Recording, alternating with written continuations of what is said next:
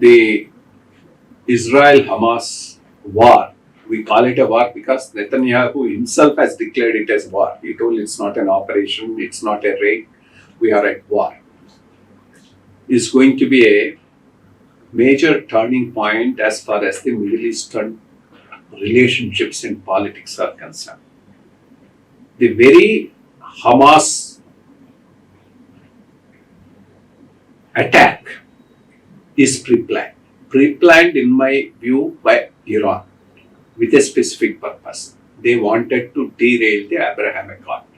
This Abraham Accord, which has started with during the time of Donald Trump, tried to reconcile the Arab world with Israel and build up relationships. And some of the states have already got into a relationship with Israel. But more importantly, the main and the biggest country, that is Saudi Arabia, has also shown an inclination to have full-scale relationship, both economic, diplomatic, otherwise, with Israel, and those talks are at an advanced stage.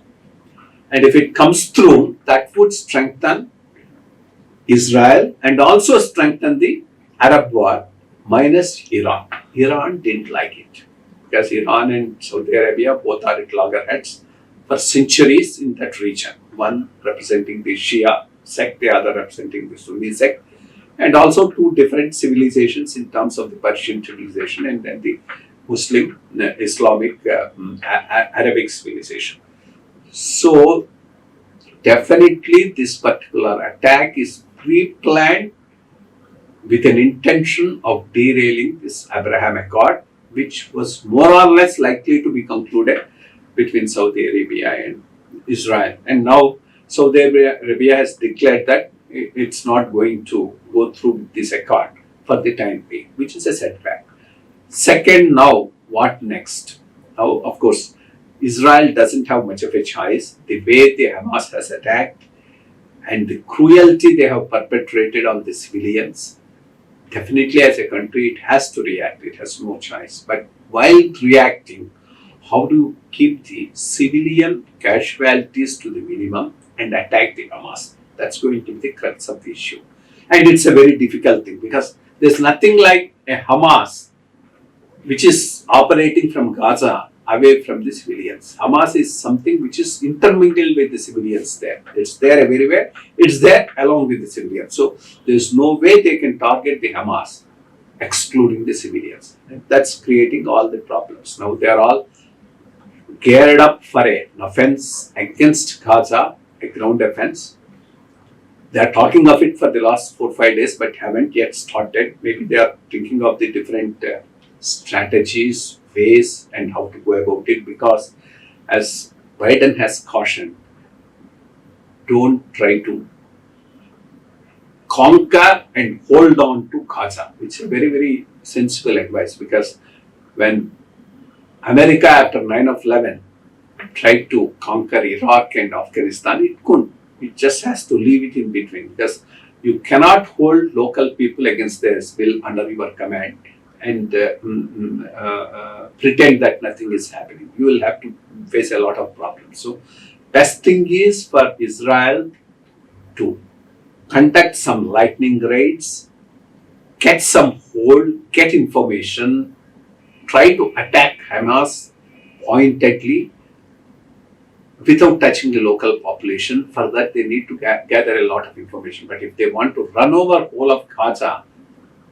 that may get them into serious problems, because who knows what Hamas has already planned for them there. If they could not get intelligence of that particular attack, they may not have any intelligence of what Hamas is doing in Gaza.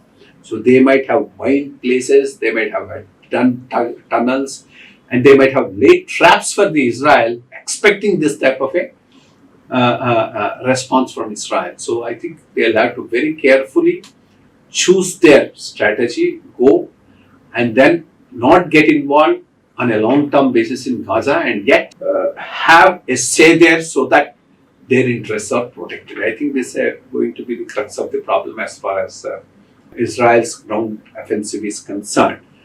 And of course, If the Arab world really wants, Palestinian problem is no problem at all, because they're all rich, they have a lot of money coming out of oil, and another 20-30 lakhs of population somewhere, pre-settlement and then taken care of is not a major issue.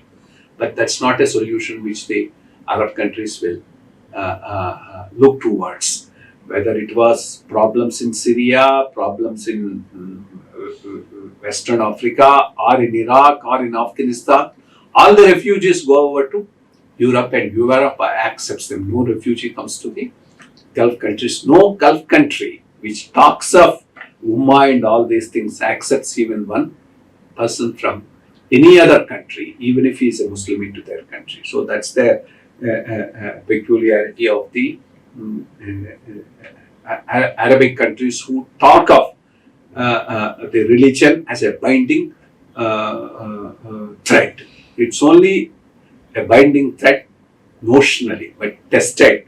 Everybody who wants to protect his own interests and his own national boundaries. So that's a problem. Let's see how this whole Hamas-Israel conflict will work out. One thing good is America has come out unequivocally in favor of Israel. That's a good thing, because that will ensure that no other Arab country gets involved in this. That's very, very important. Then it's all becomes a very localized issue. If others get involved, it can become a much bigger regional issue, which will be very difficult to contain. So let's see how it works out in the next fortnight to a month, and then see how it.